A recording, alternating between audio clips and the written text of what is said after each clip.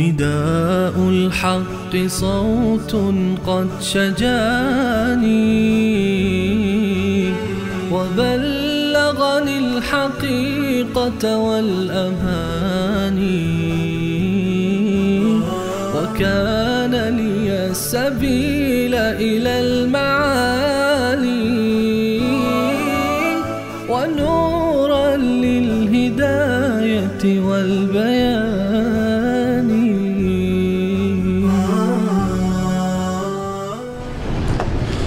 أعوذ بالله من الشيطان الرجيم. بسم الله الرحمن الرحيم. وما خلقنا السماء والأرض وما بينهما باطلا ذلك ظن الذين كفروا فويل للذين كفروا من النار. أم نجعل الذين آمنوا وعملوا الصالحات كالمفسدين في الأرض أم نجعل المتقين كالفجار. كتاب أنزلناه إليك مبارك ليدبروا آياته وليتذكر أولو الألباب. صدق الله العظيم. اللهم صل على سيدنا الشفيع ومولانا محمد وعلى آله وصحبه وبارك وسلم.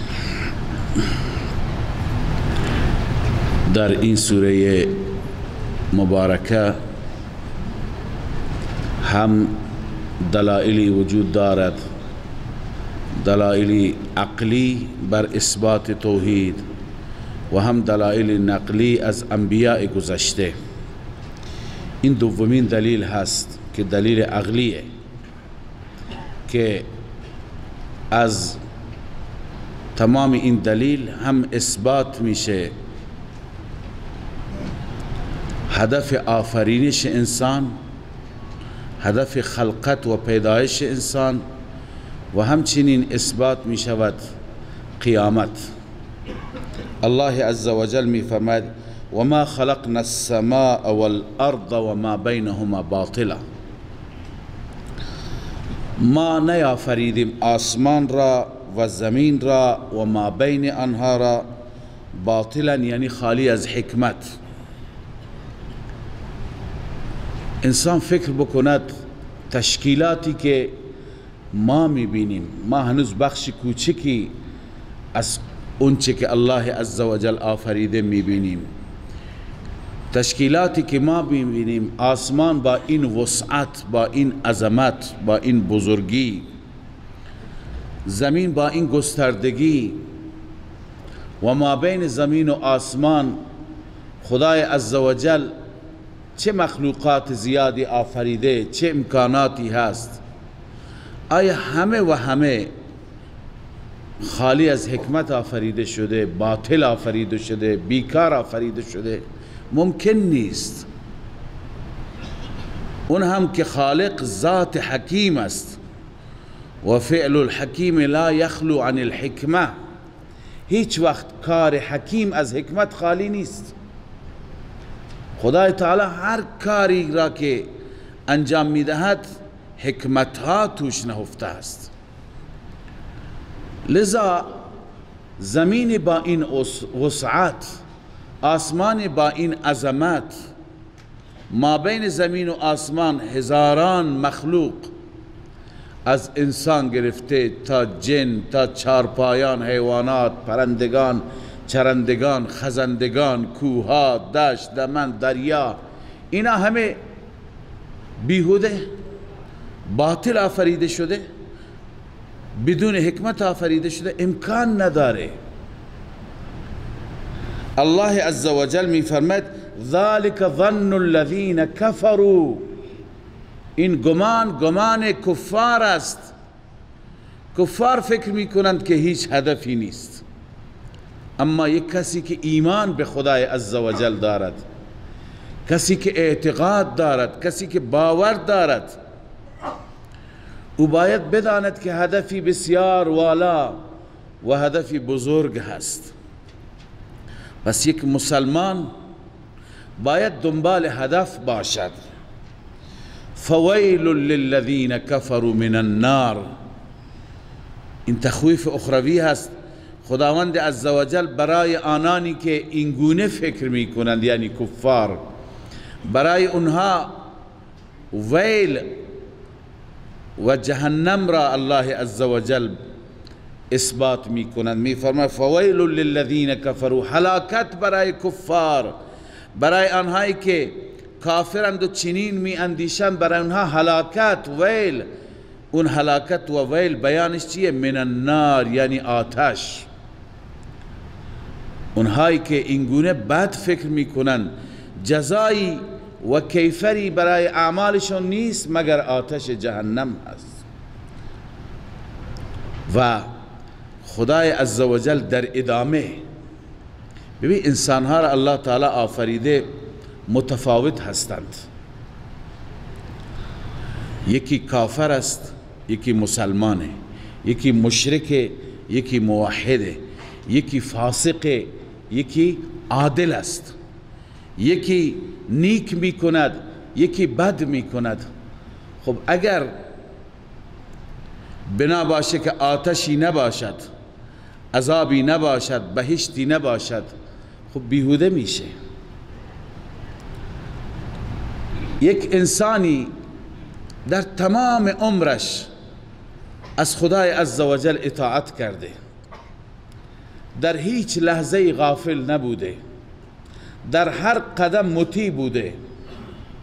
آیا این انسان و اون انسانی که در تمام زندگیش فسق و فجور، گناه و معصیت داشته، اینا با هم برابر باشند؟ یکی هدف را دنبال میکند، یکی هدف را فراموش کرده. این همچنین دلیلی برای اثبات قیامت است. آتشی که الله عزوجل برای کفار فرمود، دلیل اون آتش هم هست. واقعا بی انصافی میشه اون وقت که کسی که در طول زندگی پایبند شریعت بوده و کسی که در طول زندگی دنبال هوا و هوس و خواهشات نفس بوده، اینا با هم برابر باشند. یه پدری 2 فرزند داره. یک فرزندش در طول 20 سال و 30 سالی که با پدر زندگی می کند، همهش گوش به فرمان است، همهش اطاعت می کند، و یکی دیگه در هر قدم نافرمانی، هر جا درگیر، هر چی پدر میگه سرپیچی. خب عقل چی را می طلبد که نسبت به اونی که فرمانبردار هست باید نسبت به او پاداش داده بشه، او احسان بشه، دست به سرش کشیده بشه. اگر با هر دو برابر مثل هم برخورد بشه، آیا ظلم هست یا نیست؟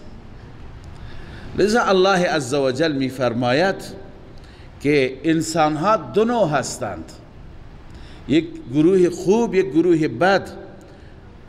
می طلبد که اینها باید تفاوتی داشته باشند، فرقی داشته باشند. پس فرق و تفاوت در کجاست؟ در قیامت است. الله می فرماید ام نجعل الذین آمنوا وعملوا الصالحات، آیا ما قرار می دهیم کسانی را که ایمان آوردند و عمل صالح انجام دادند، کالمفسدین فی الارض، مثل مفسدین در زمین، کسی که به دلیل شرک و کفر فساد کرده. این دو با هم برابرند. ام نجعل المتقین کالفجار، یا اینکه آیا ما متقین را مانند فجار قرار می دهیم؟ آیا متقین مثل فجارند؟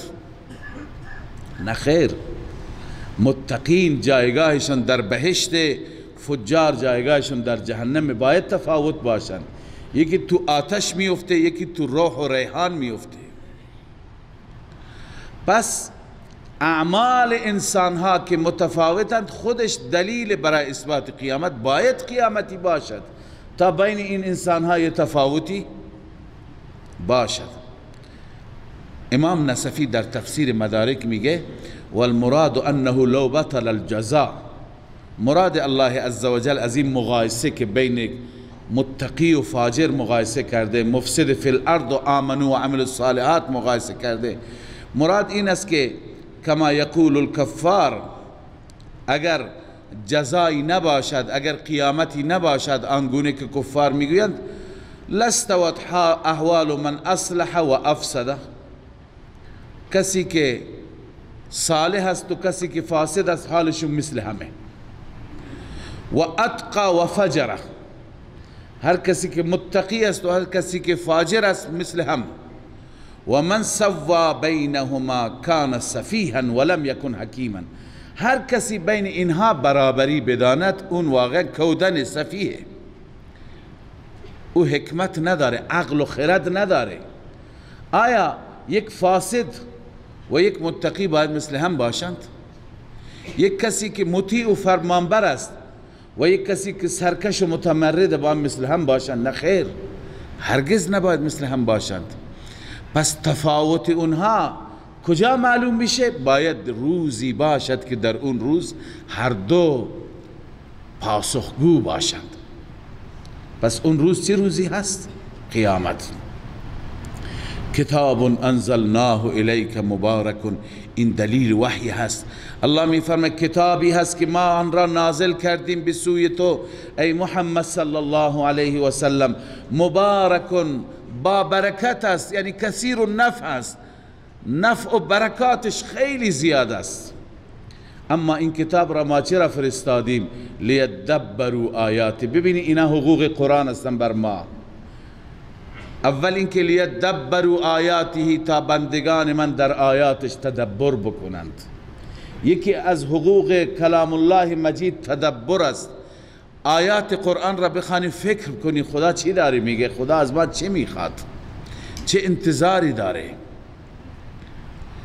و دوم ولیتذکر اولو الالباب، عقلمندان پند و تذکر حاصل کنند.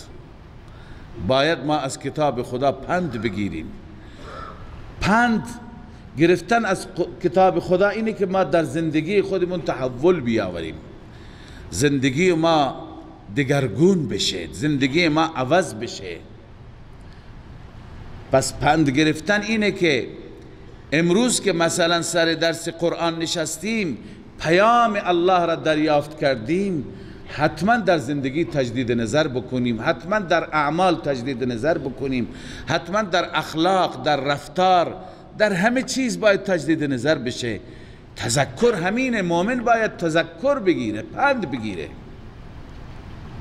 عقیدهش بهتر بشه، قویتر بشه، ایمانش قویتر بشه، تقواش بره بالاتر، اعمالش بیشتر بشه. اینها هستن تذکر. پس قرآن فقط برای تاقچه خانه، برای یاسین خواندنش، برای دم کردنش نیست، برای این موارد است. لیدبروا آیاته ولیتذکر اولو الالباب، آیاتش را مؤمنین تدبر بکنند و تذکر بگیرن، پند و اندرز بگیرن. و وهبنا لداود سلیمان نعم العبد، ما در ابتدای سوره واقعه داود را خواندیم، امتحاناتی که الله عزوجل بر داود آورد. و حال دلیل نقلی دوم هست، مسائل و امتحاناتی که بر فرزند داود حضرت سلیمان علیه السلام می آید. بعد از داود سلیمان بر تخت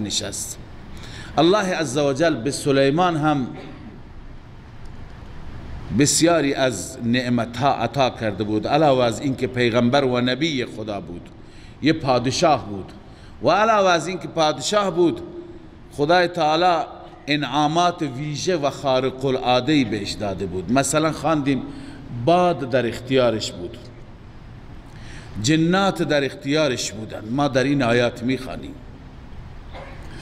الله میفرماید و وهبنا لداود سلیمان، ما به داوود هبه کردیم، بخشیدیم فرزندش سلیمان را.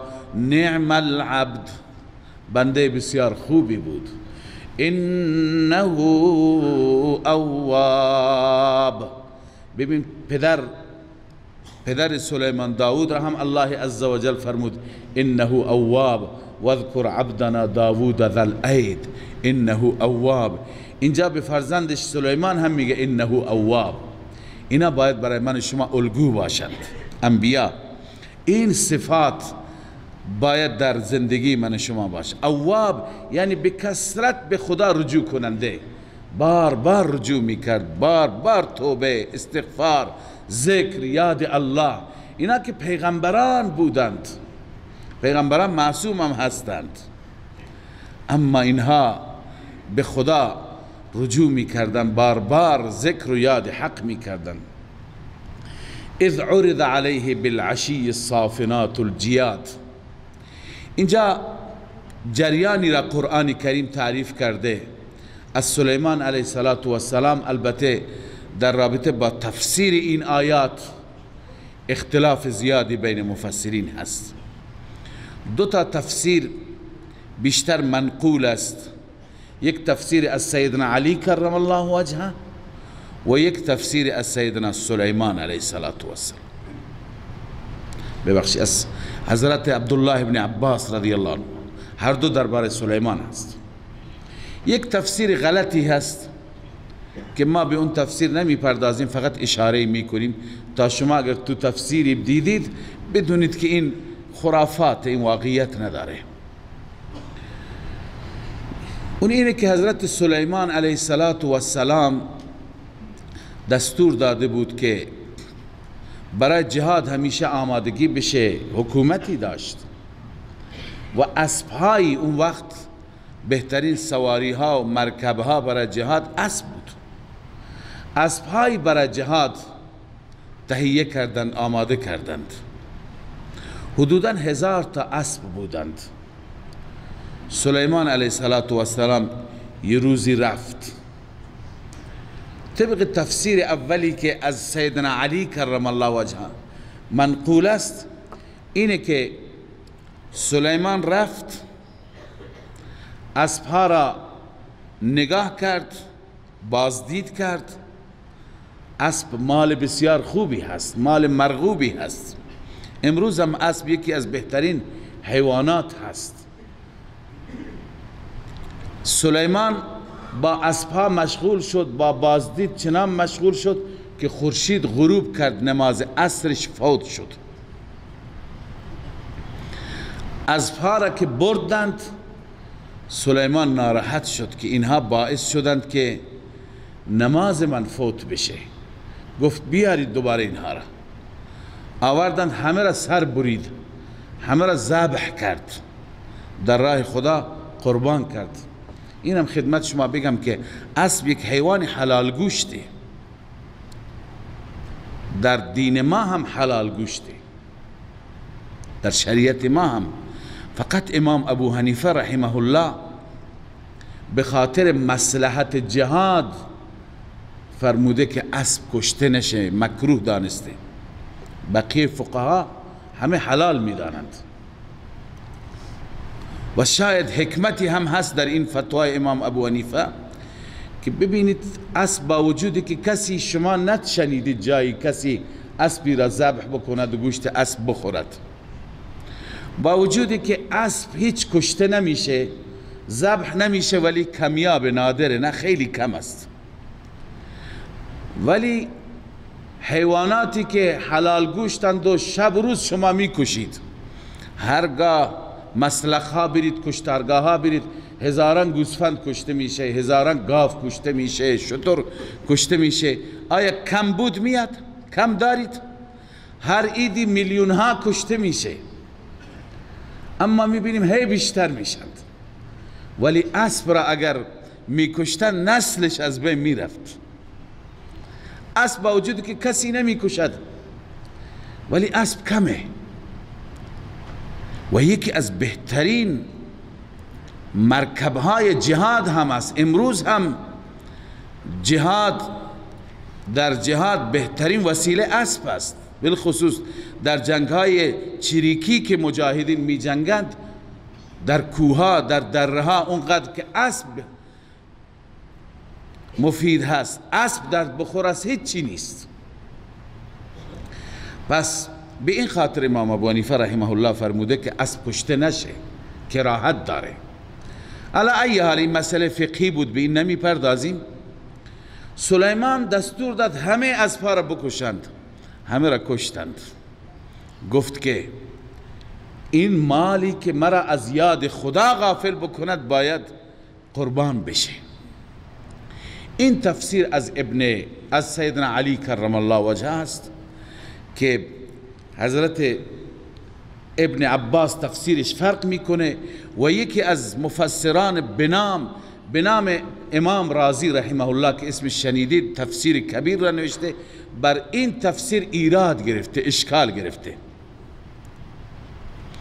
اشکالات و ایراداتش را بعدا میگم، اول باید آیت ترجمه بشه تا بفهمیم.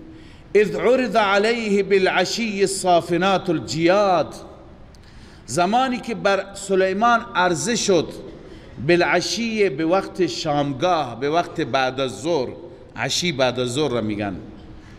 الصافنات، اسبهای صافنه، اسب صافنه اسب خوب را میگن. اسب صافنه بیشتر اون اسبها را میگن که روی دو پا می ایستند، دو دستشون را بالا میگیرند. الجیاد، جیاد یعنی جید، مرغوب، خوب، نوع خوبش. وقتی که بر سلیمان عرضه شد اون نوع اسبها، چنان مشغول شد که فقال انی احببت حب الخیر. من، این امتحان اول سلیمان، من دوست داشتم، در دلم پسندیدم مال را و این مال باعث شد عن ذکر ربی، ای معرضا عن ذکر ربی، چنان دوستی که مرا از یاد ربم غافل کرد. حتی توارت بالحجاب، حتی که توارت یعنی توارت شمس، خورشید مخفی شد پشت پرده، یعنی خورشید غروب کرد. پس سلیمان گفت ردوها علی، برگردانید این اسبها را بر من. فطفق مسحا بالسوق والاعناق، پس مسح کردن را شروع کرد به گردن و پاها. مسح کردن را شروع کرد به گردن و پاها یعنی چه؟ یعنی اونها را ذبح کرد، دست و پایشون را قطع کرد، گردنشون را زد، دست و پایشون را قطع کرد، ذبحشون کرد، صدقهشون کرد، گوشتشون را. این تفسیر سیدنا علی هست. بسیاری از مفسرین همین تفسیر را پسندیدند. اما اون تفسیر غلطی که خدمت شما عرض کردم، بعضی گفتن ردوها علی، برگردانید، یعنی سلیمان چنان قدرتی داشت که خورشید را گفت خورشید برگرد که من نماز نخواندم. خورشید برگشت، دوباره روز شد، سلیمان نماز خواند. این غلطه. انبیاء علیهم الصلوات و التسلیمات چنین قدرتی ندارند. خورشید به دست الله است. درسته معجزات هست، ولی از هیچ آیه و حدیثی ثابت نیست که سلیمان چنین معجزه‌ای داشته. رسول الله صلی الله علیه وسلم هم در روز خندق نمازش فوت شد، قضا شد. نه تنها یک نمازش، نماز ظهر، عصر، مغرب و عشاء، 4 تا نماز را با هم خواندند. از بس که تیراندازی بود و نتونستند که نماز بخونند، همش مشغول بودند، در سنگر بودند.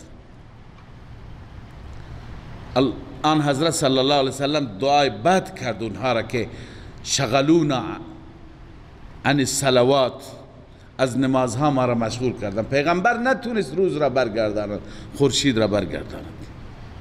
یا اینکه رسول اکرم صلی الله علیه وسلم در یکی از غزوات برمیگشتند، خیلی خسته بودند، فرمودند من یکلؤنا، آخر شب بود میخواستن بخوابند، کی نگهبانی میده؟ بلال رضی الله تعالی عنه گفت من یا رسول الله. 1 ساعتی 2 ساعتی بیشتر تا نماز نمونده بود، نماز صبح. گفت پس ما میخوابیم، شما نگهبانی بوده، ما را برای نماز بیدار کن. آن حضرت و اصحاب خسته بودن، خوابیدن. سیدنا بلال رضی الله تعالی عنه همینطور بر کجاوه شتر تکیه داده بود و چشمش به افق بود که کی طلوع میکند سپیده صبح تا که اذان بگه و رسول الله را بیدار بکنه. همینطور که نگاه میکرد خواب رفت. فما ایقظهم الا حر الشمس، اونا را چیزی دیگه بیدار نکرد مگر تابش خورشید. یعنی خورشید بالا زد، آن حضرت از خواب بیدار شد، گفت انا لله و انا الیه راجعون، خواب رفتند. به بلال گفت چرا؟ گفت یا رسول الله اون ربی که شما را خواباند مرا هم همون پروردگار خواباند، خواب رفتم. خلاصه آن حضرت فرمود از اینجا بریم جلوتر نماز را قضا میخوانیم. پس پیغمبر نتونست که خورشید را برگردانه که شما برگرد که ما نماز صبح را میخوانیم. این تفسیر ضعیفه، هر تفسیری نوشته غلط. خب تفسیر دیگری که حضرت عبدالله ابن عباس رضی الله تعالی عنه این تفسیر را پسندیده، بسیاری از محققین مثل امام رازی رحمه الله و علامه ابن کثیر هم همین تفسیر را میپسندند و دوست دارند. شیخ ما حضرت حسین علی رحمه الله هم همین تفسیر را راجع قرار میده. اون اینه که اینجا اصلا بحث خورشید نیست، اصلا بحث، اولا خدمت شما بگم که اعتراضات امام رازی را، امام رازی چند اعتراض بر این تفسیر میکنه. اول اینکه حتی توارت بالحجاب، توارت یعنی الشمس، خورشید در حجاب رفت. امام رازی میگه اینجا ذکر خورشید قبلا نیست. طلاب میدونن یه چیزی که ذکرش قبلا نباشد و با ضمیر به طرف اون اشاره بشه، این را میگن ازمار قبل از ذکر. از نظر عربیت غلط. مثل این است که من بگم او رفت، شما چی میدونید او کیه؟ من به زید دارم میگم. ها اگر قبلا ذکر زید کردم که زید از فلان جا آمد، چنین کرد چنان کرد، بعد بگم او رفت، خب شما او ضمیر هست، شما میدونید من کی را دارم میگم. ولی هیچ قبلا ذکرش را نکردم بگم او، دیگه این را میگه ازمار قبل از ذکر.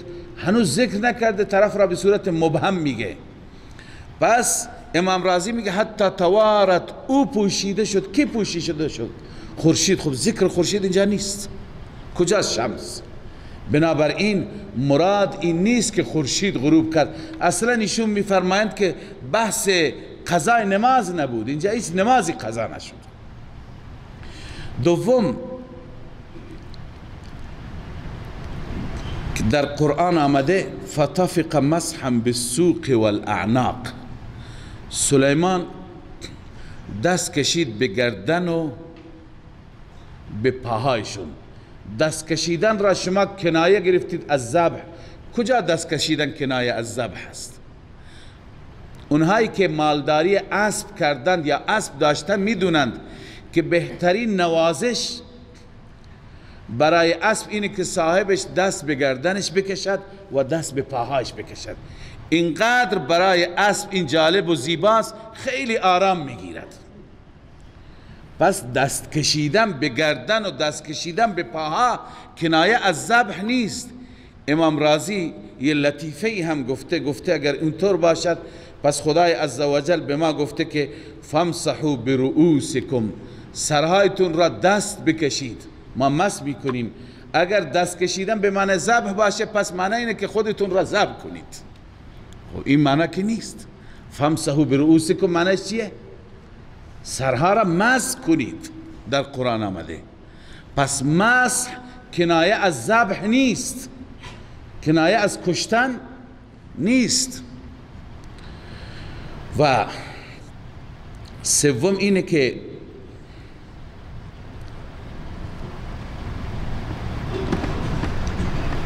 حضرت سلیمان بالفرض غفلت کرد، نمازش فوت شد.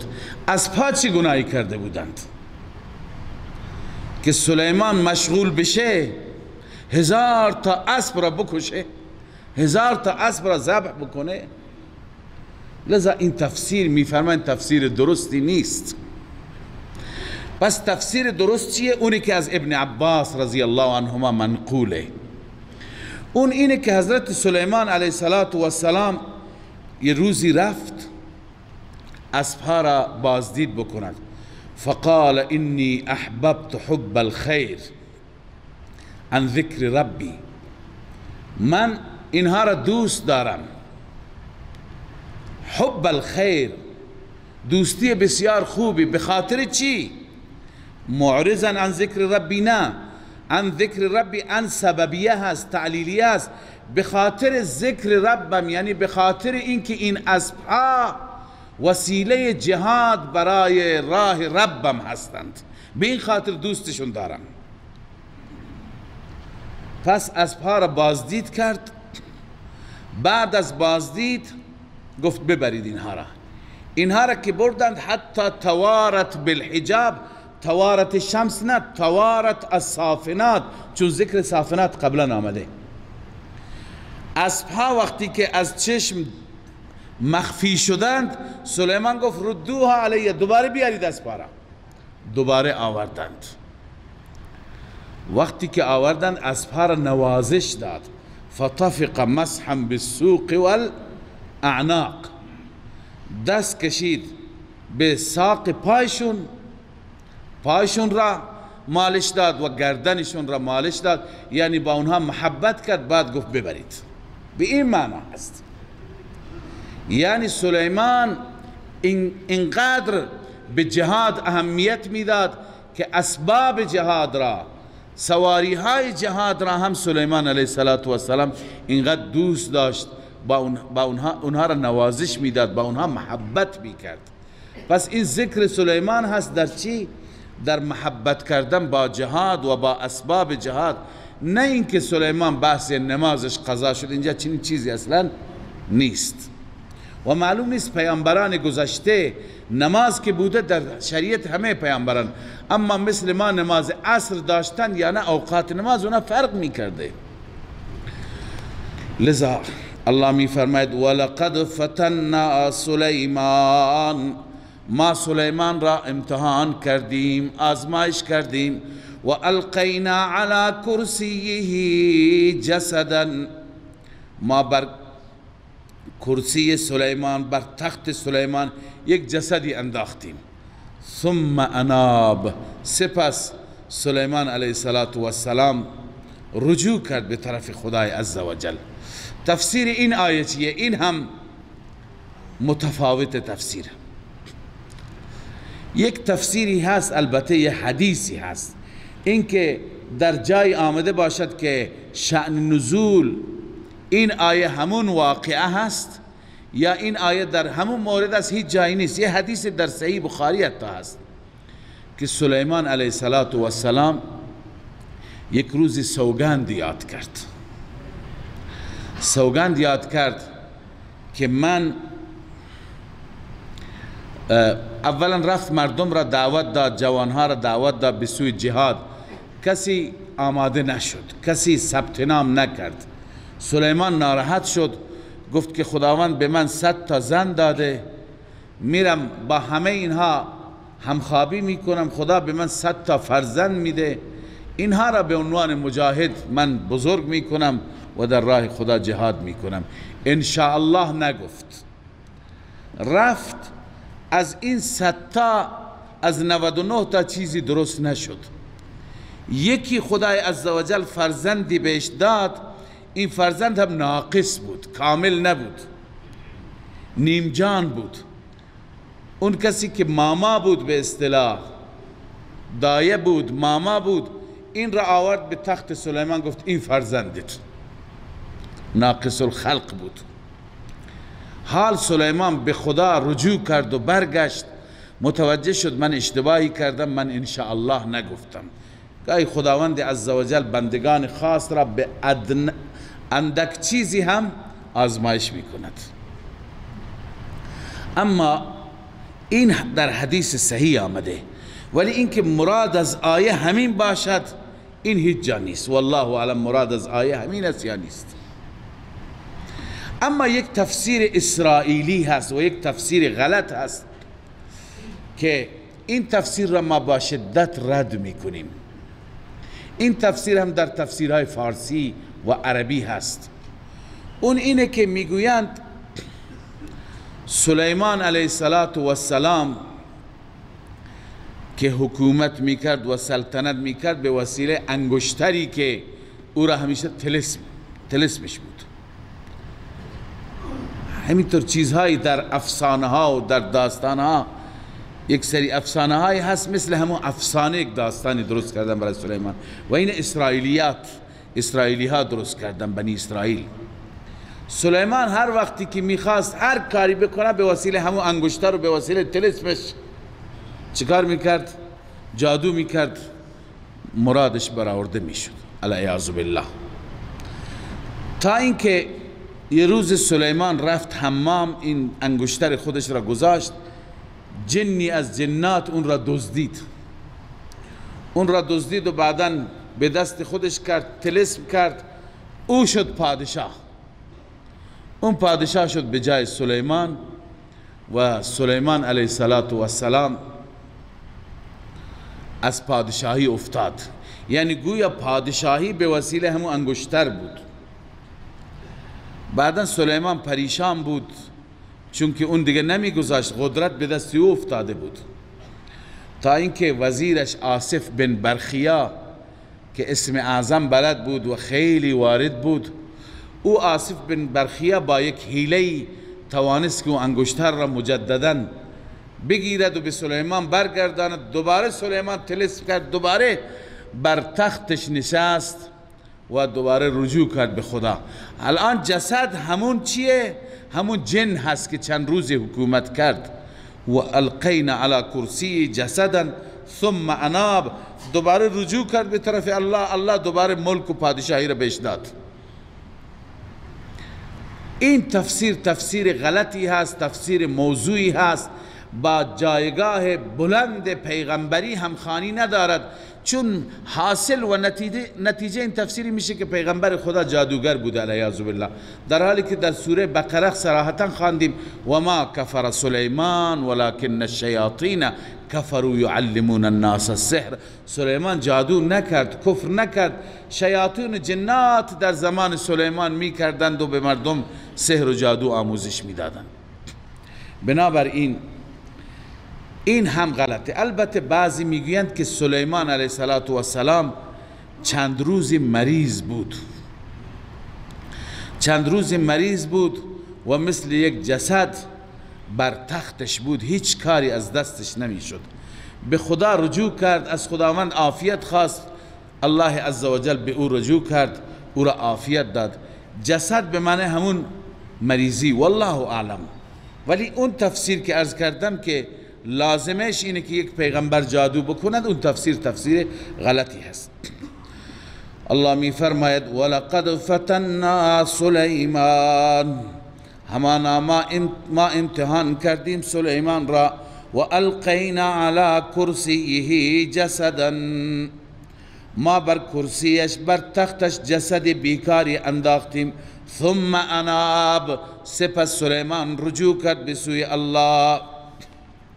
تفسیر نصفی نوشته و اما ما یروى من حدیث الخاتم و الشیطان، اما اون چی که روایت شده از حدیث اون انگشتر و شیطان و عبادت بت در خانه سلیمان که اون شیطان بعدا بت آورد تو اون تخت در اون خانه سلیمان، فمن اباطیل الیهود، این از اباطیل یهود است، اینها صحت ندارن.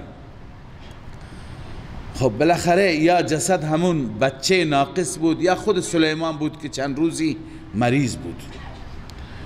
سپس به سوی الله رجوع کرد و این گونه دعا کرد. ببینید پس انبیا هم در مشکلاتی که برایشون پیش آمد، انبیا مثل سلیمان و داود پادشاه بودند اما گاهی به مصیبت گرفتار می شدند. چگونه مناجات می کند از پروردگارش؟ شما چون در این سوره بحث همینه که شما از انبیا چرا می خواهید، شما از فرشتگان چرا می خواهید؟ ببین خود اینها عاجزند. قال رب اغفر لی و هب لی ملکا، گفت بار الها مرا ببخش و هبه کن به من، ببخش ملکی پادشاهی، چنان پادشاهی که لا ینبغی لاحد من بعدی، سزاوار نباشد برای هیچ کسی بعد از من، انک انت الوهاب، همانا تو بخشاینده هستی. گفت چنان پادشاهی داشته باشیم هیچ کسی داشته نباشد. تا امروز دوباره خدای عزوجل اون قدرت را به کسی نداد که هم باد در اختیارش باشه، هم جنات در اختیارش باشه، هم با پرندگان صحبت بکنه. در حدیثی است رسول اکرم صلی الله علیه وسلم می فرماید که یه شبی نیمه شب نماز تهجد می خواند آن حضرت در مسجد النبی، می فرماید که یک شیطانی آمد که مرا از نمازم غافل بکند. من او را دستگیرش کردم و میخواستم به ستون مسجد ببندمش تا صبح بچه های مدینه بیان ببینند و او را بزنند، اذیتش بکنند. اما بعداً به یاد دعای برادرم سلیمان افتادم که سلیمان گفت خدایا چنان ملکی که کسی دیگه داشته نباشه، لذا منم نخواستم که جنات در اختیار و مسخر و من باشند و زندانشون بکنم و هر کاری بکنم. بالاخره پیغمبر خدا صلی الله علیه وسلم به خاطر همین دعا اون شیطانه را، اون جنیه را رها کرد.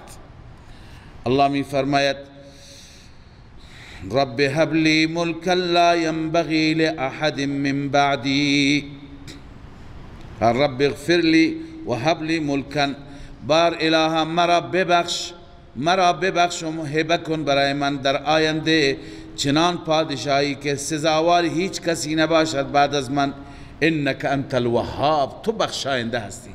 الله می فرماید به اثر این دعا فسخرنا له الریح، ما باد را مسخر او کردیم، تجری بامره رخاء، به امر سلیمان یا به امر الله. باد جاری بود با نرمی، حیث اصاب ای حیث اراد، هر جا که سلیمان اراده می کرد باد او را می برد، روی تخت می نشست باد می برد. و همچنین مسخر کردیم و شیاطین، جنات را، کل بناء و غواص، هر یکی از اینها بنا بودند، کار ساخت و ساز برای سلیمان می کردند. خواندیم که بیت المقدس را با حضور سلیمان جنات چندین وقت طول کشید، سال طول کشید تا بیت المقدس را ساختند. هر بنا و غواص اون غواص ها را میگن که در دریا میرفتن و برای سلیمان علیه السلام از دریا مروارید، لؤلؤ و مرجان می آوردند، چون که برای اقتصاد ملک پادشاه بود، برای اداره امور کشور سلیمان نیاز داشت، نیاز به مال داشت، نیاز به اقتصاد خوب داشت. جنات را الله عزوجل مسخر کرده بود. جنات می رفتن از قعر دریا برایش اشیاء گرانبها می آوردند. و آخرین مقرنین فی الاصفاد، و جنات دیگر بود که مقرنین بسته بودند در زنجیرها، چون این نسل فطرتا تمرد دارد، سرکشی دارد، باید همیشه بسته بشه تا اینکه تمرد نکند. هذا عطاؤنا، این کلام الهی است برای سلیمان. ای سلیمان این عطا و بخشش ماست، به تو میدیم، هر چی که مال میخوای این جنات برات استخراج میکنن. فمنون یعنی بر مردم منت بذار، معنیش اینه که هر کس را میخوای بده، او امسک یا دستت را نگه دار، برای مملکت و برای ملکت کشورت از کنم ذخیره کن، هر طور دوست داری، به غیر حساب، بدون حساب و کتاب، هر کس را میدیم بدون حساب بده، تو اختیار داری. و ان له عندنا لزلفا و حسن مآب. همانا سلیمان علیه السلام نزد ما تقرب داشت، لزلفا یعنی تقرب داشت، و حسن مآب عاقبت و انجام خوبی هم. لذا اینها هست انبیاء خدا، با وجودی که خدای عزوجل این همه عزت و قدرت بهشون داد، باز هم برایشون مشکلاتی می آمد، در مصیبت ها که گرفتار می شدن از خدای تعالی کمک می خواستند. پس انبیاء مقربان خدا هستند، دوستان خدا هستند، اما خود خدا نیستند که از اونها ما استمداد بخواهیم. وقتی که انبیاء که افضل ترین هستند در جایگاهی نیستند که از اونها استمداد بطلبیم، پس بقیه اولیاء، امامان، صحابه، صالحین، اینا جای خود را داره، اینا به طریق اولا، اینا را نباید فریاد زد، نباید از اینها استمداد کرد. بعد از این الله عزوجل واقعه پیغمبر دیگر را ذکر می کند، حضرت ایوب علیه السلام. حضرت ایوب، بعضی میگن ایوب الیاس یکی هست، بعضی میگن نه ایوب فرق میکنه، بعضی میگن ایوب ادریس یکی هست. درباره ایوب خیلی اختلاف هست که ایوب در چه زمانی بوده. بعضی میگن ایوب همزمان با موسی علیه السلام بوده، بعضی میگن ایوب همزمان با ابراهیم علیه السلام بوده، بعضی میگن 1000 سال قبل از ابراهیم بوده. والله اعلم. تو قصص الانبیاء که نگاه میکنی خیلی تفاوته. این تفاوت به خاطر اینه اختلاف، چون ما در قرآن زمان مشخصی برای ایوب نخواندیم. اینجا و در سوره انعام الله عزوجل ذکرش را به صورت خلاصه کرده، اینجا قدری مفصل تر فقط خداوند اون حالتش را بیان کرده. این که مریض شد، مشکل دار شد، خدا را فریاد زد، مقصود اون جمله هست. این که چه تاریخی بوده، امتش کی بوده، کجا بوده، این جز مقصود نیست، قرآن به این نپرداخته.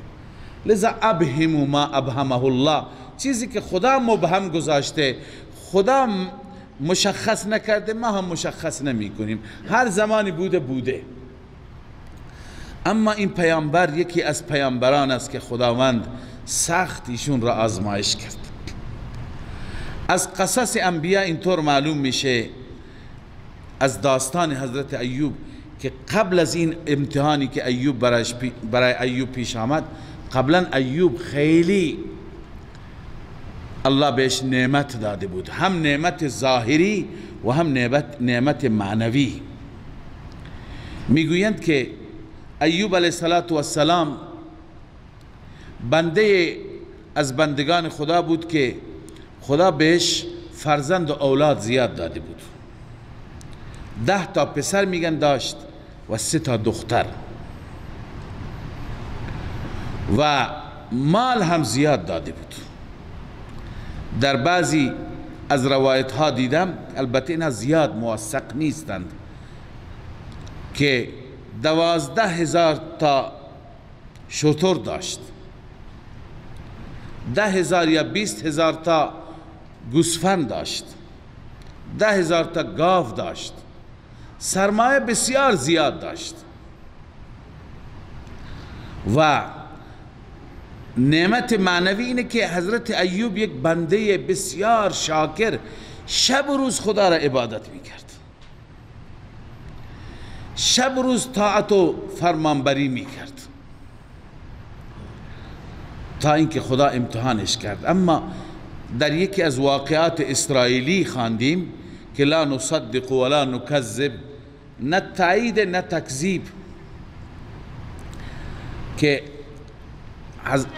حضرت حق جل و علا الله عزوجل برای فرشتگان تعریف کرد پیغمبرش ایوب را، او را مورد ستایش قرار داد که چنین بنده ما هست، شب و روز ما را عبادت میکنه، شب و روز به یاد ما هست.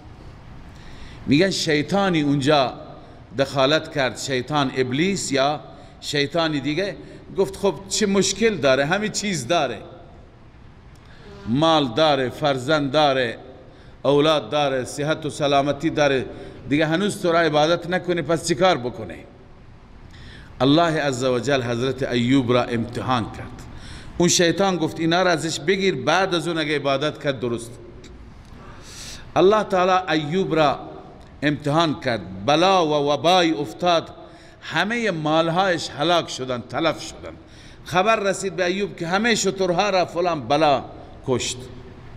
میگو الحمدلله، همه گاوها، همه گوسفندها، همه حیوانات از دست رفتند. بعد از اینکه مال را از دست داد، نوبت به فرزندان رسید. میگویم فرزندان ایوب علیه السلام در یه جایی مهمان بودند. همه پسران و دختران زیر یک سقف، یک اتاق بزرگ نشسته بودند. به قدرت الله عزوجل سقف فرو ریخت، همه فرزندان شهید شدند. به ایوب خبر داد، الحمدلله. بعد از اون ایوب در عبادتش هیچ خللی نیامد، شب و روز خدا را عبادت میکرد.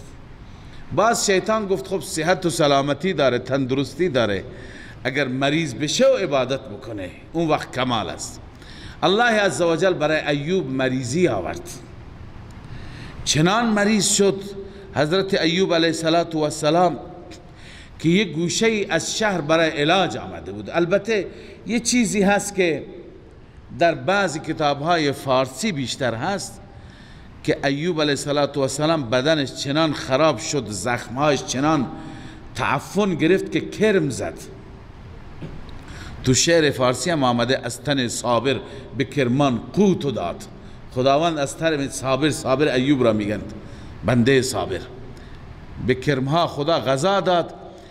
در کتاب‌های عقیدتی ما این دیدگاه را به شدت رد کردن، به دلیل اینکه خدای عزوجل برای انبیاءش هر نوع امتحان می آورد، اما چنان شرایطی که مردم طبعا از اونها تنفر داشته باشند هیچ وقت فراهم نمی کنه. چون که اگر تنفر طبیعی پیدا بشه، یعنی چنان بشه که هیچ کس نتونه نزدیکش بشه، خب مردم معذور هستن دیگه، دعوت پیغمبر را هم گوش نمی کنن. بنابراین ایوب علیه السلام سخت مریض شد، ولی این ثابت نیست و این غلط است که بگیم زخمهایش باعث کرم زدنش شد. بالاخره از قرآن معلوم میشه خیلی مریض شد، ولی ایوب علیه السلام بنده صابر الله با همون حالت مریضی شب و روز خدا را عبادت میکرد، شب و روز طاعت میکرد. طول کشید مریضیش بعضی کتاب ها نوشتن 7 سال طول کشید. در قصص الرحمن علامه حفظ الرحمن سیوهاروی نوشته 13 سال طول کشید. 13 سال دیگه تمام این بنده صابر الله عزوجل رنج کشید، اینکه فرزند و اولاد و همه را از دست داد. یک زن مانده بود، یک زنش فقط مانده بود، زن با وفا،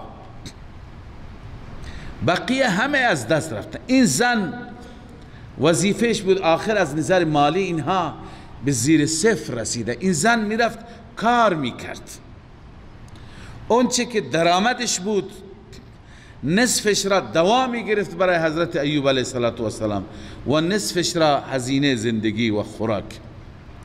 هر روز کار این زن این بود و ایوب علیه السلام تو خونه افتاده بود، ملول بود، مریض بود و شب و روز الله را شکرگزار بود، الله را شاکر بود و صابر بود. تا اینکه یه روزی این شیطان دید که اینها به هیچ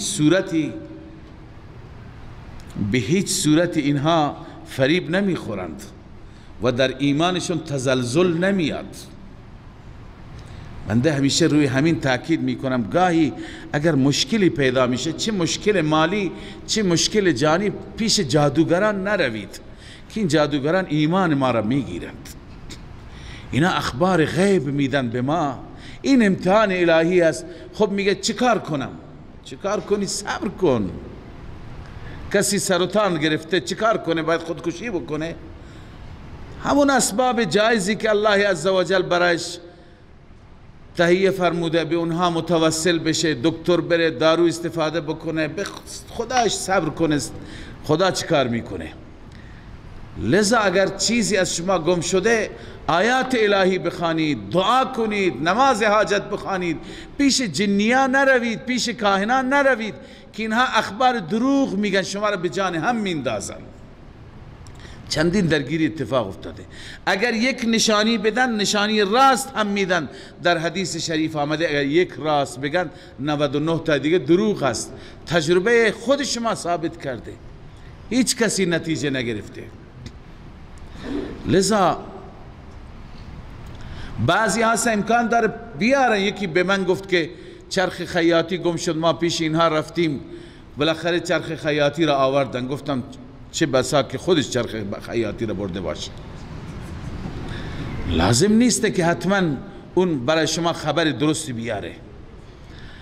پس اگر حتی بتونن برای شما کاری بکنن شما نروید. شما ایمانتون در معرض امتحان و آزمایش اینقدر سست نباشید که رسول اکرم صلی الله علیه وسلم فرمود کسی که پیش کاهنی میره و او اخبار غیب میده و این به اخبار اون یقین میکنه و باور میکنه، این انسان به قرآنی که بر محمد نازل شده کفر کرده. به خاطر اون که اون داره اخبار غیب میگه. الله میفرماید لا یعلم من فی السماوات والارض الغیب الا الله. غیب را بغیر از الله هیچ که نمیدانه. اینقدر باید ما سست بشیم، اینقدر ضعیف الایمان و ضعیف العقیده بشیم که ما بریم برای مشکلاتمون پیش اینها، یا برای خواهران میرن برای مشکلات خودشون، مشکل هم ندارند. مرد مثلا باش محبت نمیکنه، نکنه، خودش ضرر میکنه. اگر در حق شما کوتاهی بکنه خودش ضرر میکنه. چه نیازی هست پیش جادوگران میروند؟ این عزیز ما اینجا نشسته مولوی حنفی میفرماد یک سیکی اینجا الان آمده جادوگر است، تمام مردم ردیف صف بستن پیش سیک میرند برای جادو. اینقدر ما ایمانمون ضعیف باشه، اینقدر باید ما سست باشیم. شب و روز توحید را میخوانیم که الله مریضی میاره، الله مریضی میبره، الله هست، همه چیز به دست او هست، به دست مخلوق هیچی نیست. شما متوسل به آیات الهی باشید. برای رسول الله صلی الله علیه وسلم مگر جادو نکردند؟ انشاءالله فردا میخوانیم. حضرت شیخ آخرین آیات را قل اعوذ برب الفلق قل اعوذ برب الناس را میخوانند که دختران لبید ابن اعصم یهودی با خود لبید جادو کردند. الله عزوجل این دو سوره را به وسیله ملائکه به پیغمبرش راهنمایی کرد. رسول اکرم صلی الله علیه وسلم خواندند، اثرات رفت. شما هم بخوانید، تا 40 روز بخوانید، هیچ اثری انشاءالله نمیماند. آن حضرت توصیه فرمودند که هر شب که میخوانید 3 بار معوذتین را بخوانید، دم کنید، دستهایتون تمام بدنتون بمالید، انشاءالله هیچ جادوی به شما اثر نمی کنن. هر جادو جنی باشد هم اثراتش از بین میره. لذا چرا ما پیش کسانی بریم که هم مالمون را بدیم، مال کاش تنها میرفت، هم ایمانمون را بدیم. اونا معلوم نیست چی می نویسند. استمداد از غیر الله هست. ما به گردنمون به از کنم که گردن بچه من آویزان میکنیم، از غیر خدا استمداد میتریم. شرک اینها. بنابراین باید وقتی که امتحان از طرف الله عزوجل میاد باید تحمل بکن. ببین حضرت ایوب را تحمل کرد. 13 سال گذشته این بنده خدا داره زجر میکشه، داره سختی میکشه، ولی شب و روز خدا را تشکر میکنه، خدا را عبادت میکنه. زنش که ضعیف است آخر به تنگ آمد، اونم نمیدونه که این شیطان هست. یه روز شیطان به شکل یک طبیبی خودش را در آورد، به شکل طبیبی در آورد. ان الشیطان تعرض لامرأته بصورت طبیب. گفت که مشکل چیه خواهر؟ فقال انها هنا مبتلا فهل لك ان تداوی. یک کسی ما داریم که چنین مریضی دارد، تعریف کرد براش، میتونی تداویش بکنی؟ گفت بله، تداویش خیلی آسانه، فقط یک خونی میخواد. گاهی اینطور میگن یک خونی میخواد، خون را ببر فلان مزار بکش، مشکلت حله. یکی میگفت که یه جایی ما خزانه پیدا کردیم، طلسم است، جنات نمیگذارن بیرونش بکنیم. الان به ام اللهی که خونده گفته که اینجا بیارن چند تا خون بریزن، گوسفند بکشن، بعد از اون ما میذاریم. برای راضی کردن اونها، خوشنودی اونها، شما میخواهید برید گوسفند بکشید؟ این عبادت لغیر الله است، این شرک. و ما اهل به لغیر الله همینه، به خاطر خوشنودی اون جنیه. و اون جنی که اونجاست، اون هم هرگز ممکن نیست که به اون خزانه شما برسید. بنابراین ولو اینکه صدها خزانه به شما برسه، شرک نکنید. این شرکه. ببینید شیطان چی گفت؟ فقالت له ان الشیطان طلب منها ان تذبح لغیر الله اذا عالجه و برع. من او را علاج میکنم، ولی وقتی که علاج کردم باید حیوانی چنین باید بکشی برای غیر الله. این رفت که با شوهرش مشوره بکنه. فمالت لذالک، تمایل پیدا کرد که شوهرم خوب بشه، بعد ما این گوسفند را میکشیم. فعظم علیه السلام الامر. وقتی که رفت پیش ایوب علیه السلام و گفت که چنین پیشنهادی هست، ایوب دیگه الان بی صبر شد. تا به حال صابر بود، الان صبرش لبریز شد. چرا؟ گفت که اولاد رفتند، فرزندان از بین رفتند، مال از بین رفت، صحت و سلامتی از بین رفت، همه برند. الان نوبت ایمان است. ایمانم به ناس بره، دیگه چی برای من میمانه؟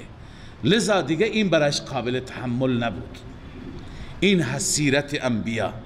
حال ببین که پیغمبر وقتی که به اوج اضطرار میرسه، پیغمبر کی را فریاد میزنه؟ چرا من و تو سستیم، این طرف اون طرف میریم؟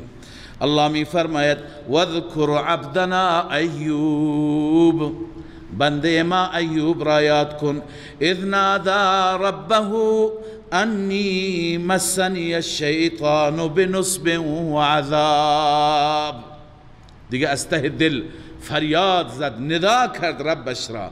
این هست مسلک الانبیاء فی مسئله الدعاء. انبیاء در دعا فقط الله را فریاد می زدند. انی مسنی الشیطان، شیطان داره به من حمله میکنه. مس شیطان به معنی ضرب شیطان، ضربه شیطان. علامه اندلسی در بحر المحیط گفته تمثل لها الشیطان فی صورت ناصح او مدون و عرض لها شفاء ایوب علی یدیه.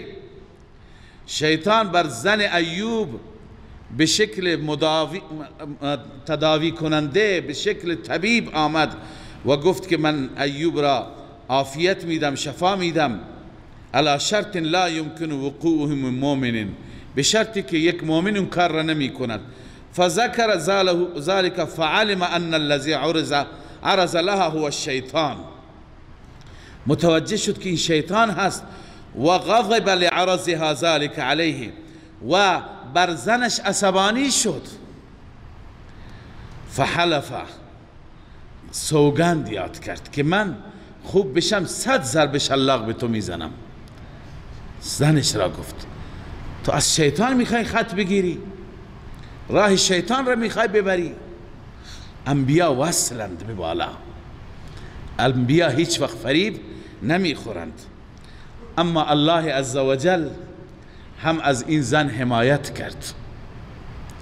الله تعالی حیله‌ای برای ایوب درست کرد. الله تعالی فرمود که چوب دستی های بردار، 100 تا را با هم ببند، یک بار بزن تا 100 ضرب شلاق بشه، حانس بشه، حانس نشی. این استثنایی بود که الله عزوجل برای بنده اش گذاشت. مفسرین همه نوشتند این به خاطر وحی صریح الهی بود.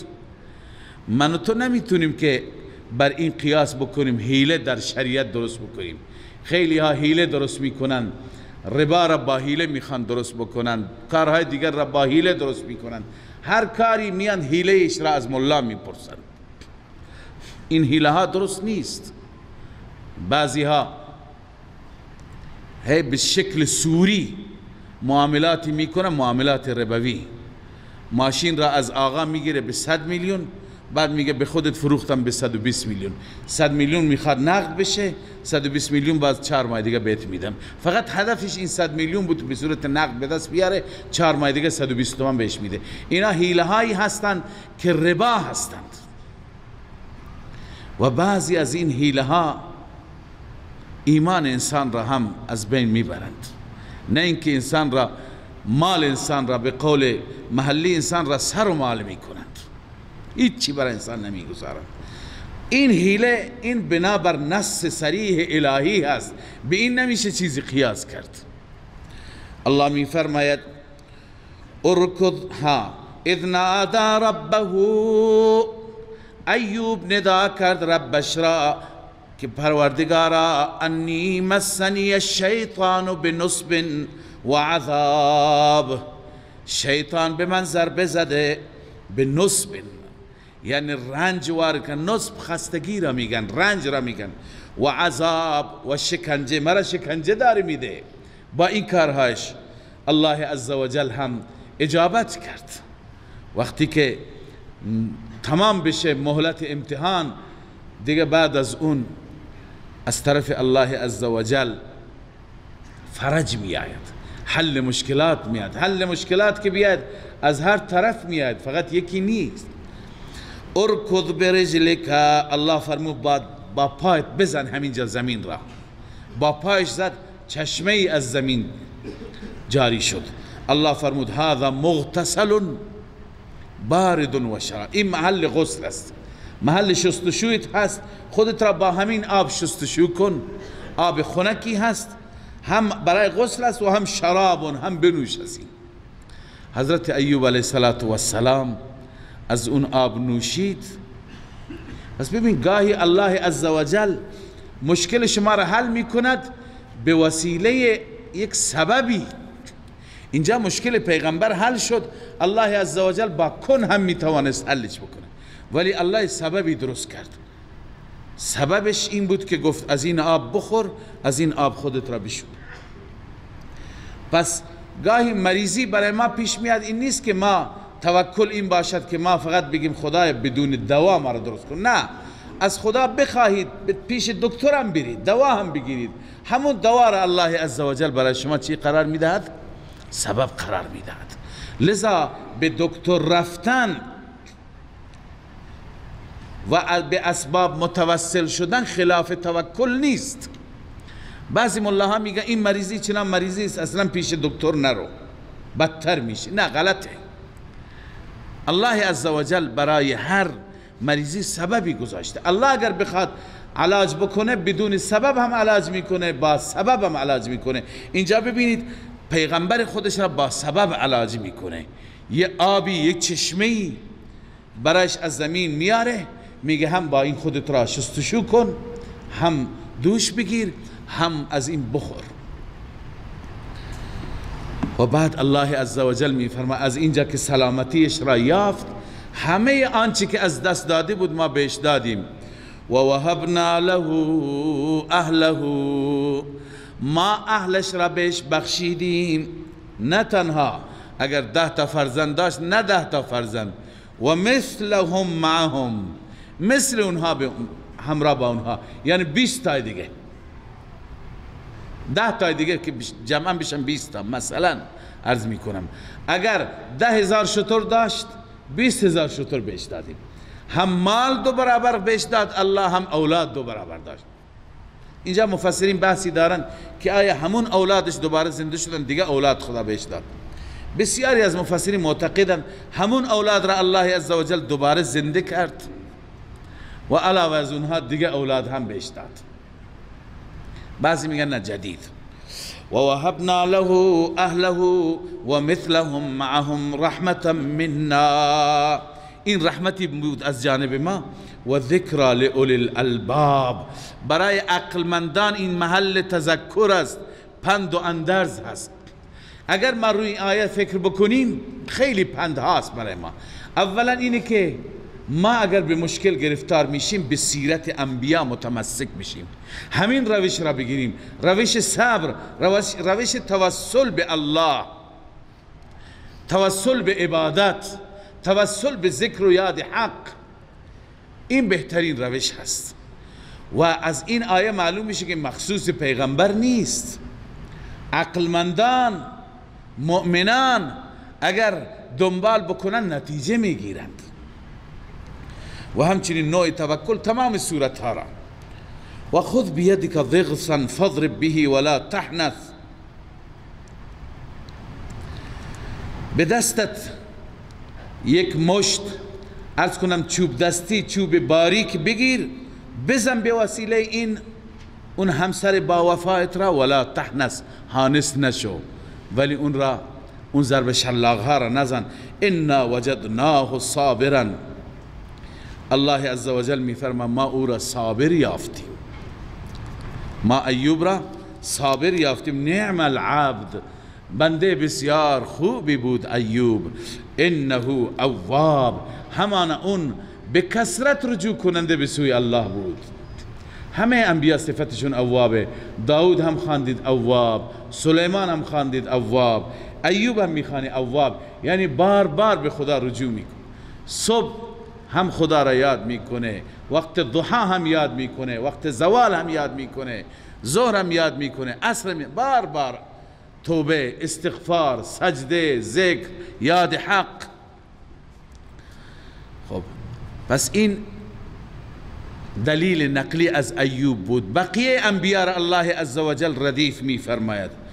الله می فرماید واذکر عبادنا ابراهیم و اسحاق، یاد کنید بندگان ما ابراهیم را، اسحاق را، یعقوب را، اولی الایدی والابصار، دارای قدرت بودند، قدرت عملی و دارای بصیرت بودند.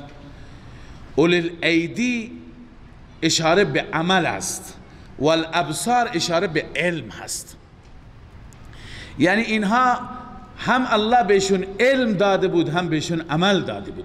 اولی الایدی قوه عملیه، اولی الایدی ای اولی القوة فی الطاعه، والابصار یعنی والبصیرت فی الدین، عالم بودند. پس هم عالم بودند هم عامل بودند. اولی الاعمال الجمیله والعلوم الشریفه، تفسیر ابو سعود گفته. لذا این انبیا ویژگیشون همینه، هم الله بهشون علم و دانش داده بود، هم بهشون عمل و تقوا.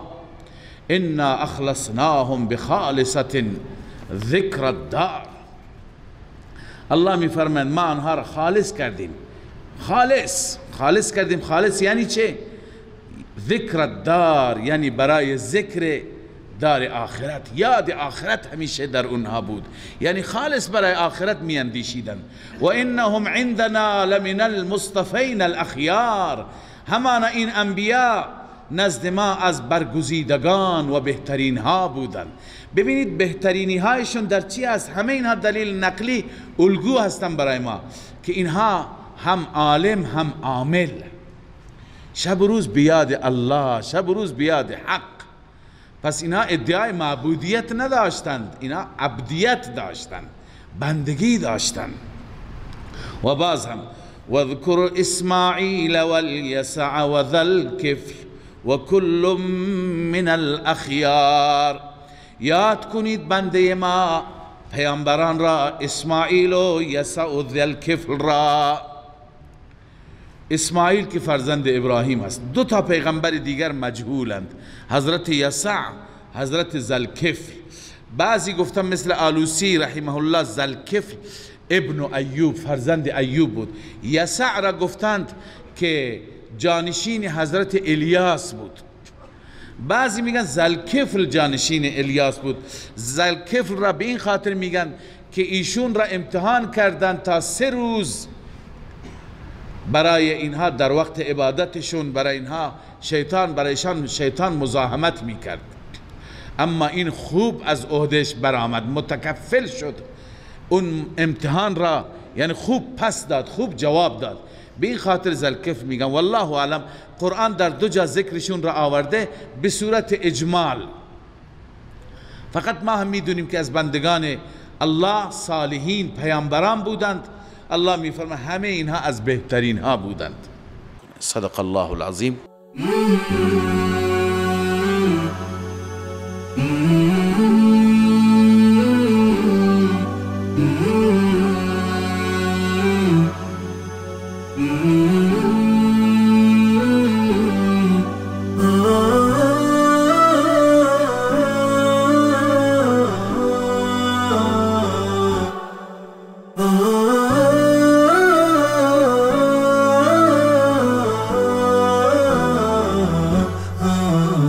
نداء الحق صوت قد شجاني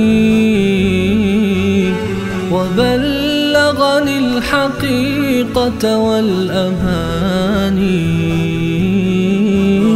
وكان لي السبيل إلى المعالي ونورا للهداية والبيان